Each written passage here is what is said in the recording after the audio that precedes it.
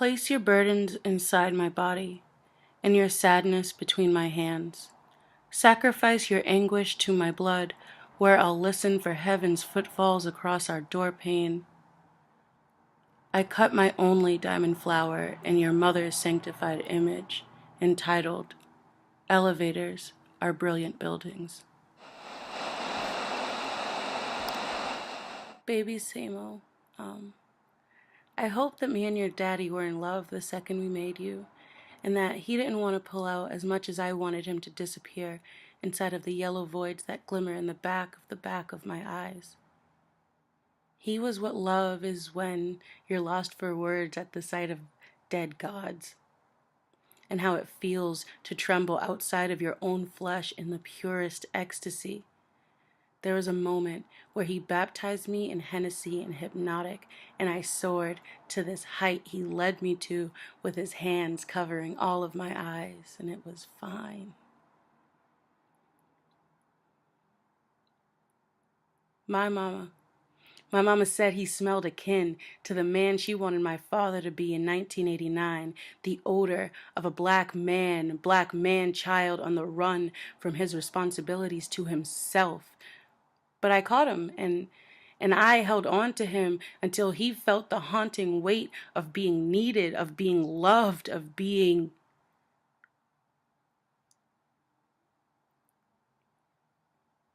Sometimes I question the necessity of existence before meeting myself through him. And I don't cry anymore when I touch all the weapons formed against me, because with my fingertips and his hair, all the trauma turns into childhood, into beginnings. I hope that I've raised you to risk everything for this breathlessness that suffocates me now, this sudden awareness that the meaning of purpose and religion and death is love. I love you for the toothprints you lay on my neck.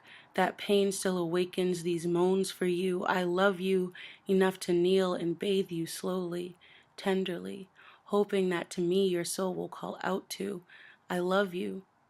And still you dried yourself in my depression and put me in the bottom of your left shoe. I love you is a lie I never knew your lips could tell. My parents, friends, and self, but not you too. I love you.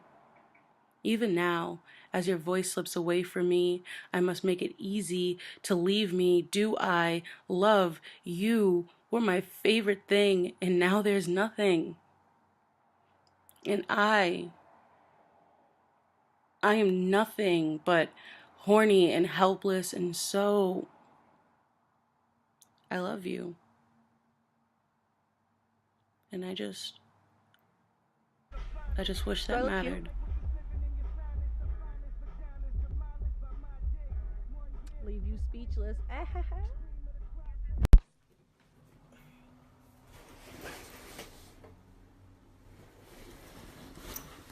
What? This nigga finally leaving. Whatever. And I just called. So the police just came over there looking for you to issue you a restraining order. So the police are looking for you to issue you a restraining order. I wonder what that's about, Jamila. You are the killing curse I was warned about.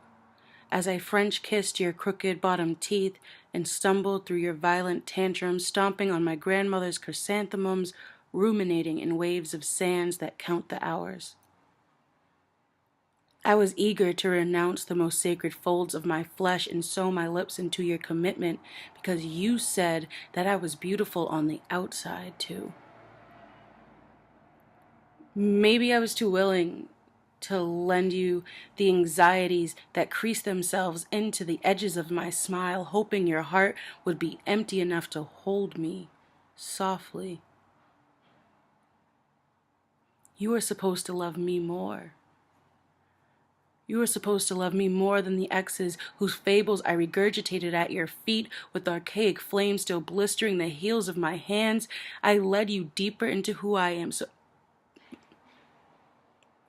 I led you deeper into who I am supposed to be through the trapdoor that I built behind my shattered retinas, but unbeknownst to a pregnant me, you are the monster hidden between my sheets.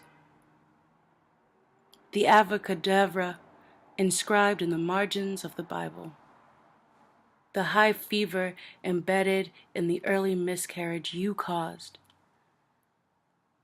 Taurus, you are the killing curse I was warned about and needed to love anyways. But here I am, barely eating, barely standing, barely breathing, but alive.